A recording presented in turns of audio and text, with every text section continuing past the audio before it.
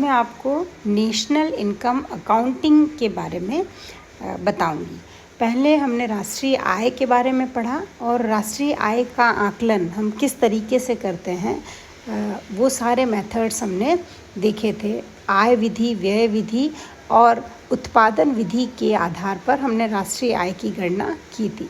आज हम इसको स्टैटिस्टिकली नेशनल इनकम को कैसे मेज़र किया जाता है और उसका लेखा कैसे बनता है, अकाउंट कैसे बनता है नेशनल इनकम का, वो सब जानने का प्रयास करेंगे। क्योंकि किसी भी इकोनॉमी में जो स्ट्रक्चर होता है वो सारा इकोनॉमिक स्ट्रक्चर सारी इकोनॉमिक एक्टिविटीज़ से मिलकर बनता है और इकोनॉमिक एक्टिविटीज़ डिफरेंट एरिया में होती हैं। जैसे प्रोडक्शन के एरिया में होती हैं, कंजम्पशन के एरिया में होती हैं, आपका कैपिटल अकाउंट होता है, विदेशों से हमें जो आय प्राप्त होती हैं वो होता है और गवर्नमेंट अपना एक्सपेंडिचर करती हैं, इनकम लेती हैं। तो ये सारी चीज़ें कहीं ना कहीं इकोनॉमिक एक्टिविटीज़ से जुड़ी हुई हैं। बेसिकली आप लोग ध्यान रखिएगा, उत्पादन, उपभोग, आपका पूंजी खाता, विदेशों से प्राप्त आय और सरकार के द्वारा किए गए खर्चे और सरकार को होने वाली आय, ये सारे अकाउंट, ये सारे लेखे किस तरीके से बनाए जाते हैं और इसका लेखांकन कैसे किया जाता है, आज हम ये समझने का प्रयास करेंगे। एक्चुअली जब हम इस अकाउंटिंग की बात करते हैं तो हम इसे मोटे रूप में 5 आधार पर इसको वर्गीकृत करते हैं, इनका क्लासिफिकेशन करते हैं। सबसे पहला जो आधार है वो उत्पादन लेखा है, प्रोडक्शन अकाउंट है। प्रोडक्शन अकाउंट का मतलब होता है व्यावसायिक क्षेत्र खाता। व्यावसायिक क्षेत्र खाता किसे कहते हैं कि जहाँ सीधा जो प्रोडक्शन की एक्टिविटीज़ चलती हैं, जहाँ उत्पादन से सीधा संबंधित काम होते हैं, वो जो अकाउंट मेंटेन किया जाता है उसे हम उत्पादन लेखा कहते हैं। दूसरा है आपका सरकारी लेखा, अर्थात सरकारी क्षेत्र का खाता, यानी सरकार कहाँ से आय प्राप्त कर रही है और कहाँ कहाँ उस आय को खर्च कर देती है। तीसरा है विदेशी लेखा। विदेशी लेखा से हमारा आशय है कि हम विदेशों से कितनी आय प्राप्त कर रहे हैं और विदेशों से वस्तुओं को मंगवाने के लिए कितना खर्च कर रहे हैं। नेक्स्ट आपका आता है उपभोग लेखा। उपभोग लेखा से आशय है कि पूरे घरेलू क्षेत्र में एक अर्थव्यवस्था के भीतर जो भी साधन है, वो संसाधन और जो लोग हैं वो कितना उपभोग कर रहे हैं और कितना व्यय कर रहे हैं। और अगला एक आपका खाता है पूंजी लेखा। पूंजी लेखा में का आशय, जैसे आप खुद समझते हैं, पूंजी का मतलब होता है वो धन जो ज़्यादा धन कमाने में लगाया जाता है। तो जो इन्वेस्टमेंट होता है, तो बेसिकली इन्वेस्टमेंट एक तरीके से व्यय है पूंजी खाते की, और जो बचत है वो एक तरीके से तो कुल बचत और निवेश से संबंधित जो खाता है उसमें वहाँ पूंजीगत लेखा उसे हम कहते हैं, जहाँ कैपिटल अकाउंट को मेंटेन किया जाता है। ये बचत और निवेश से बनता है। हम इन सब को अलग अलग समझने का प्रयास करेंगे। सबसे पहले हम ले लेते हैं उत्पादन लेखा को।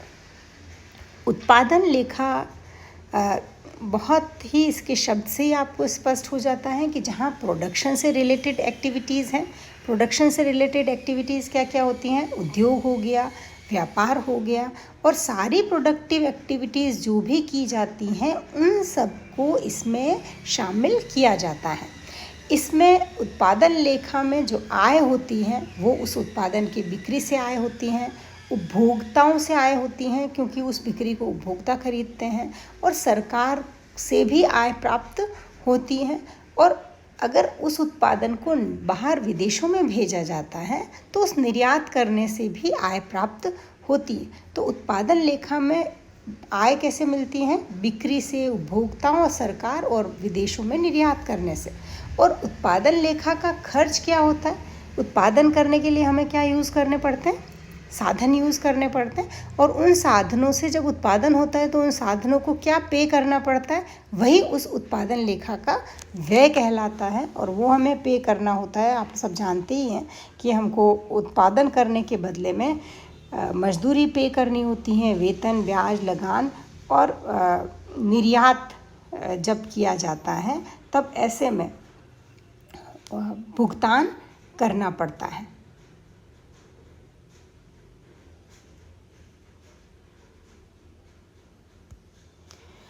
दूसरा है उपभोग लेखा। उपभोग लेखा का मतलब होता है कि जहाँ पर सारे उपभोक्ता कहीं ना कहीं एक अर्थव्यवस्था में सभी व्यक्ति कंजम्पशन से जुड़े हुए हैं, तो जो भी उपभोक्ता हैं और ऐसी संस्थाएं जो केवल लाभ अर्जित करने के लिए काम नहीं कर रही, कोई इंडस्ट्रियल नहीं है, प्रोडक्टिव नहीं है, उन सारे संस्थाओं की जो भी इकोनॉमिक एक्टिविटीज़ हैं और उपभोक्ताओं की जो भी इकोनॉमिक एक्टिविटीज़ हैं उसको हम उपभोग लेखा में शामिल करते हैं।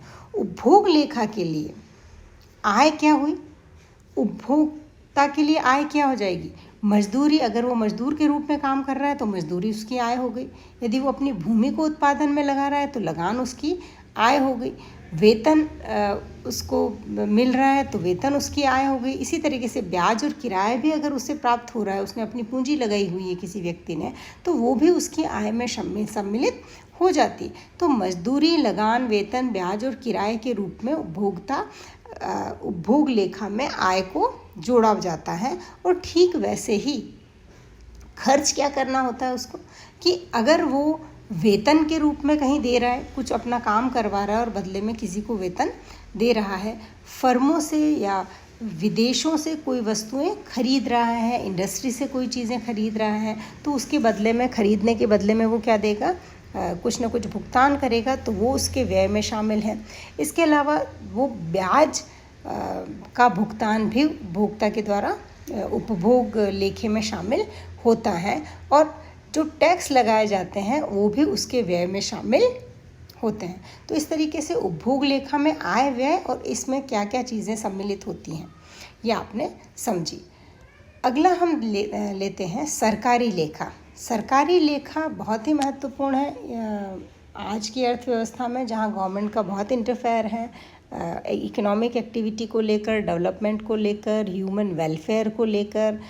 सरकार बहुत सारे काम करती हैं।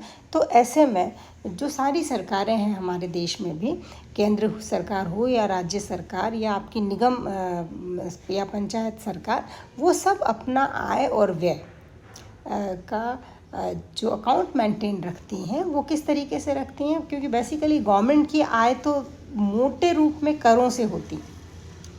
किस तरीके से सरकार आय प्राप्त करती है? या तो वो डायरेक्ट टैक्स लगाती है या इनडायरेक्ट टैक्सेस लगाती है। तो इन दोनों ही तरीके के करों से डायरेक्ट टैक्सेस सामान्य तौर पर व्यक्तिगत रूप से पे किए जाते हैं और इनडायरेक्ट टैक्सेस फर्मों के द्वारा या कहीं ना कहीं का उपभोक्ताओं के द्वारा उनका भुगतान किया जाता है। तो आय के रूप में सरकार मोटे रूप तौर पर करों से आय प्राप्त करती हैं और इसके अलावा भी सरकार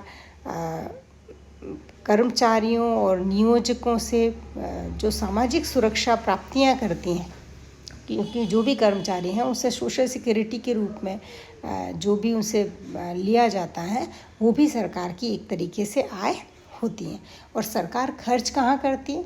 तो सरकार के जो व्यय हैं सरकारी लेखे के, वो भी मजदूरी, वेतन, विदेशों से वस्तुएं जो खरीदती हैं वो, और हस्तांतरण भुगतान जो किए जाते हैं। हमने पहले भी अपनी पिछली क्लासेस में हस्तांतरण भुगतान के बारे में पढ़ा था। तो वो सब चीज़ें सरकारी लेखा में शामिल होती हैं। नेक्स्ट है पूंजी खाता। पूंजी खाता का मतलब होता है जहाँ कैपिटल से संबंधित बात है। तो जब कैपिटल है तो वो अर्थव्यवस्था में कैपिटल कैसे जनरेट होती है कि अगर उपभोग से जो कुछ भी बच जाता है वो सारा बचत होता है और बचत कहीं ना कहीं निवेश कर लिया जाता है, उसको हम इन्वेस्टमेंट कहते हैं। तो बहुत सिंपल है, जो बचत है, बचत चाहे व्यक्तिगत रूप से व्यक्ति द्वारा की जाए या फिर व्यावसायिक तरीके से फर्म द्वारा की जाए या फिर सरकार के द्वारा की जाए। सामान्य तौर पर सरकार बहुत बचत का बजट नहीं होता है सरकार का, लेकिन फिर भी जो भी अगर सरकारी लेखे में जो बचते हैं वो व्यक्तिगत रूप से अगर उपभोग करने के बाद जो हिस्सा बच गया है वो, और व्यावसायिक बचतें जो भी होती हैं एक फर्म की, क्योंकि फर्म प्रोडक्शन करती हैं और प्रोडक्शन का कुछ हिस्सा तो सारे संसाधनों को बांट दिया जाता है, लेकिन कुछ हिस्सा वापस उसी फर्म में निवेश भी कर दिया जाता है। तो ये सब बचतों के रूप में एक तरीके से पूंजी खाते में जुड़ता है, और जो बचते हैं उन्हीं को कहीं ना कहीं, और निवेश किसको किया जाता है, तो निवेश घरेलू निवेश होता है और विदेशी निवेश होता है। कि ये जो सारी चीज़ बचते हैं, इनमें इन सब बचतों में से जो हिस्सा इन्वेस्ट कर दिया जाएगा वो घरेलू निवेश में शामिल है, और साथ ही कई बार विदेशों से भी निवेश हमारे देश में होते हैं, उनको हम विदेशी निवेश के रूप में निवेश में शामिल करते हैं। और नेक्स्ट है विदेशी लेखा। विदेशी लेखा अंतर्राष्ट्रीय व्यापार से संबंधित लेखा है, जिसमें विदेशों से जो भी हम आयात करते हैं और जो भी हम निर्यात करते हैं, एक्चुअली जो निर्यात करते हैं वो हमारी प्राप्तियां हैं। क्यों? क्योंकि हम निर्यात में वस्तुएं हमारे देश से बाहर भेजते हैं। तो जब हम हमारे देश में किसी भी वस्तु का प्रोडक्शन करके बाहर भेजेंगे तो हमें उससे क्या प्राप्त होगी? आय। तो निर्यात हमारे यहाँ क्या हो गए? आय हो गए। और आयात क्या हो गए? आयात का अर्थ है हम विदेशों से वस्तुएं मंगवा रहे हैं अपने देश में। तो जब हम विदेशों से वस्तुएं अपने देश में मंगवा रहे हैं तो इसका मतलब है कि हम पैसे का भुगतान या मुद्रा का भुगतान विदेशों को कर रहे हैं और बदले में उस वस्तु को कंज्यूम कर रहे हैं। तो जब हम भुगतान कर रहे हैं तो वो हमारा व्यय होगा, और जब हम निर्यात कर रहे हैं तो हमको प्राप्त होगा, मुद्रा प्राप्त होती है वस्तुओं के बदले में, तो वो हमारी आय में सम्मिलित होगी। तो इसलिए आय लेखे में वस्तुओं और सेवाओं के निर्यात को शामिल किया जाता है, और विदेशी शाखाओं से जो शुद्ध लाभ प्राप्त हो रहा है अगर कुछ भी, तो उसे भी हम आय में शामिल करते हैं। और व्यय में, विदेशी लेखा के व्यय में हम वस्तुओं और सेवाओं का आयात और शुद्ध विदेशी निवेश अगर हैं तो उसे हम व्यय में सम्मिलित करते हैं। इस तरीके से हमने ये समझने की कोशिश की कि राष्ट्रीय आय लेखांकन में जो बेसिक 5 इकोनॉमिक एक्टिविटीज़ जो अलग अलग फील्ड में होती हैं, उसमें हम आय और व्यय का किस तरीके से, एक तरीके से ये आय और व्यय की गणना हम कैसे करते हैं, ये समझने का प्रयास हमने किया। तो आप लोग अपना में ये 5 पॉइंट्स बिल्कुल ध्यान रखिएगा कि हम राष्ट्रीय आय लेखांकन किन किन क्षेत्रों में करते हैं। उत्पादन के क्षेत्र में, उपभोग के क्षेत्र में, विदेशी लेखे के रूप में, पूंजी खाते के रूप में, और सरकारी आय व्यय और सरकारी लेखे के रूप में हम राष्ट्रीय आय लेखांकन का आकलन करते हैं। Thank you.